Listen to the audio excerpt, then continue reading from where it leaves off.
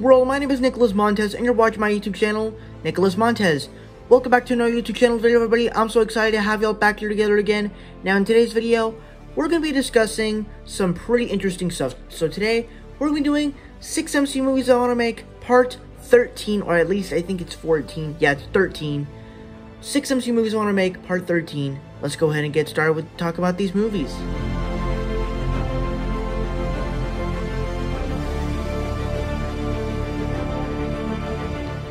Now, if you guys are aware, about like 13 years ago, we got a little bit of a film called X-Men Origins Wolverine, which took place in the Fox X-Men universe, and that film wasn't really handled as well.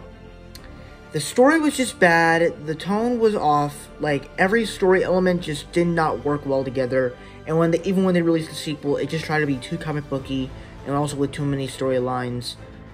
But because you're making a film, because you're introducing the X-Men in the MCU, I think there's some credibility that you can actually make a good Wolverine movie in the MCU.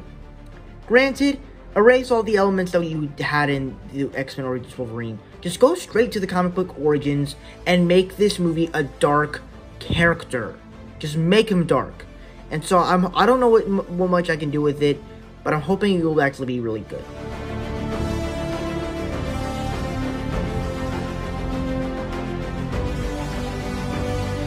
Now, to be honest with you, I just kind of put this movie here just because I didn't really know what other movie I could I could really think of. But X-Men Dreams, I guess you could say, we could kind of take inspiration from Reminiscence with Hugh Jackman's character, where he basically was like, you know, doing this dream stuff and all of this. Or we can actually go into the past and explore Kitty Pryde's powers. Something like that, but I don't really know what we can really do with this.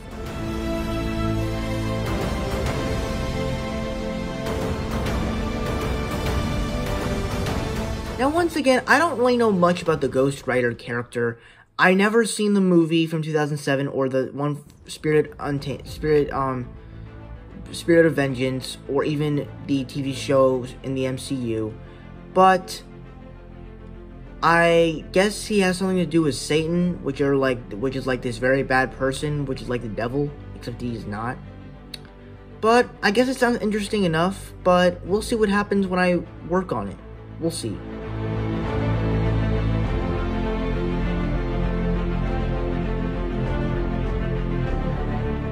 Now, this movie will take place 4 years after the third Miles Morales Spider-Man movie, where basically Peter Parker and Miles Morales have put together a team of Spider-Men with Amadeus Cho as the Iron Spider, this European guy that has taken on the Night Monkey suit from Spider-Man Far From Home, and Gwen Stacy finally becomes Ghost Spider, or at least we know her as Spider-Gwen, and they're basically being this Spider-Man people of New York City and protecting it.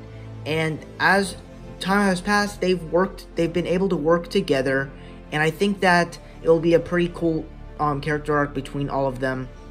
But then also you actually get to see them work together to fight a big bad villain with the Lizard, because in the last movie they're basically going to be fighting tons of villains with Venom and Sandman and tons of Venom armies, and also a Hobgoblin played by Ned. So they're kind of going to go through a lot. And we can actually, and because Lizard is actually secretly working for Harry Osborn, we can actually make a character arc for him, kind of like how they did with Steppenwolf, where he just wants to please him, and he just wants to make Harry Osborn proud.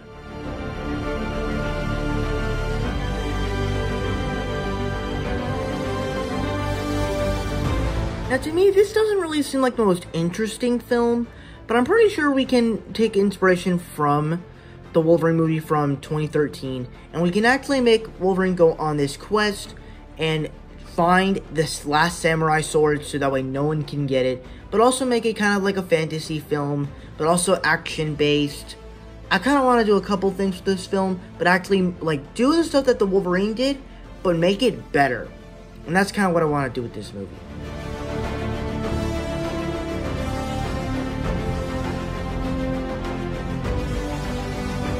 Now, this is a movie that, once again, is the sequel to the movie that they attacked the lizard, and this time they're actually, you know, they're much better. They're fighting much more bad guys. They're much more improved, and they're just trying to keep people safe. They're trying to keep their loved ones safe.